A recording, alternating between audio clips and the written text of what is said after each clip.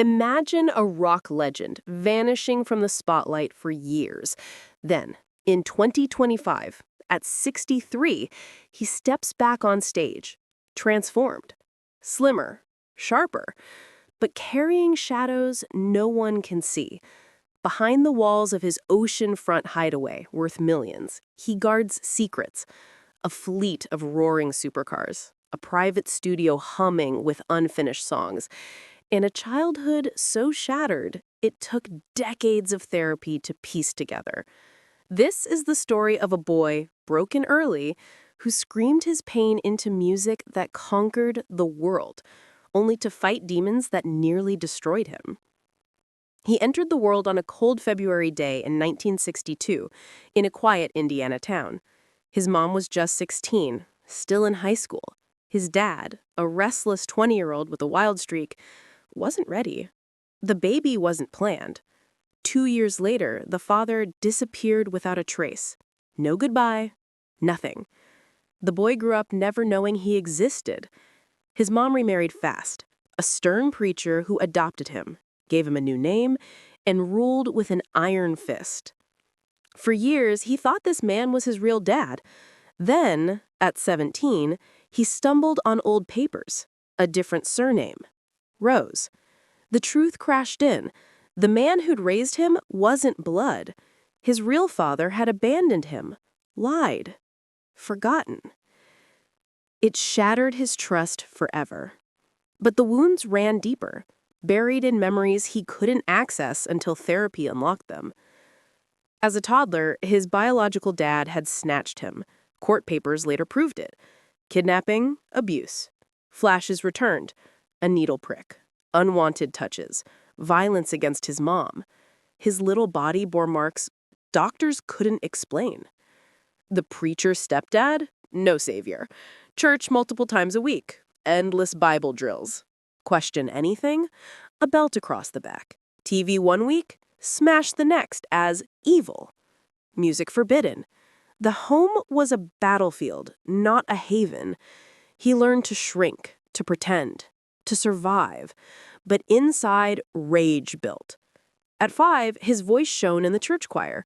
He sang with siblings, crowds cheered. But it was all fake. The church hid hypocrites, abusers. Doubt a sermon? Starve for days. Get hit teaching Sunday school. One slap for glancing at a woman? It burned into his soul. By 14, the lies exploded. He trashed the house in fury.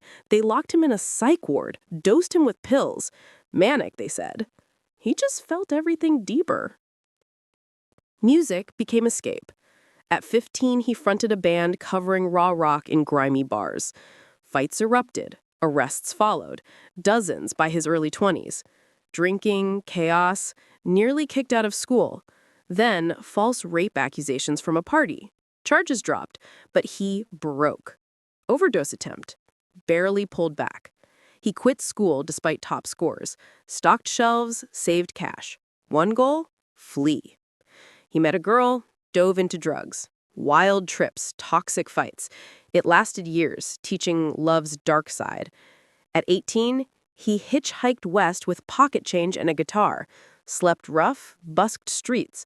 Dodged knives, assaults. Survived on grit. That's when music truly claimed him. Nothing left but the sound. Bands formed, crumbled. Lineups shifted like sand. First gigs in seedy clubs. Vans died on tours. They hitchhiked with gear. Starved, but pushed. Signed a deal, small advance, big dreams. Recording was madness. Endless takes, blown budgets, real-life chaos, captured on tape. The album dropped quietly, climbed slow, then one song exploded on video rotation. It was written for a girl who became his everything. She softened him, starred beside him. But love turned toxic. Lawsuits later revealed beatings, hospital stays, fear. The sweet ballad hid brutality. Tragedy struck at a massive festival. Fans crushed in the surge. He pleaded for calm. Chaos won. Blame fell on the band. They became dangerous. Sales soared, millions, then tens of millions.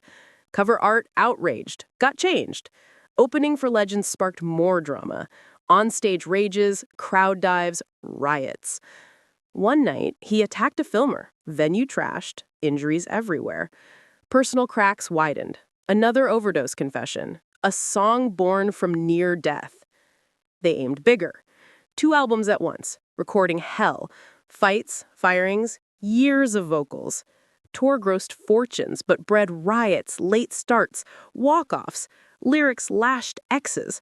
Assault claims piled. Neighbors, models. Settled quietly. Therapy delved into past lives. Bipolar labels ignored for creativity's sake. He fired originals over money. Silence for years. A comeback album?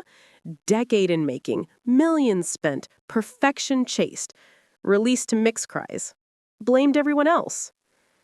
If this story touches your heart, please share it. Then, reunion. Impossible, he swore. Happened anyway. Throne bound with a broken foot, tours shattered records, hundreds of millions earned. Old tracks resurfaced, voice strained, adapted lower.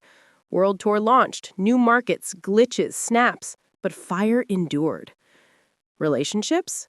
Wedding night suicide threats, quick vows, quicker end. More suits, punches, chicks, control. Defense is weak. Another fiancé, engagements shattered, mutual accusations, jewelry wars. He sought answers in hypnosis, ancient lives explaining paranoia. Health battles? Weight swings, collapses, disappearances. Mansion bought. Ocean views, gym, pool, garage of beasts. Ferraris, Porsches. Proof earned. Roads his therapy. Gives quietly. Disasters, environments, kids, old friends through addiction.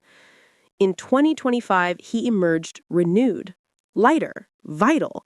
Tour name warned, wants versus reality. Studio hums at home, mentors, phantoms, no social noise. Graphic novels announced. Cyberpunk self, wild worlds. Latin swing ends with a glitch meltdown. Mic tossed, but returned swift. Not ego, passion. He cares. Always has.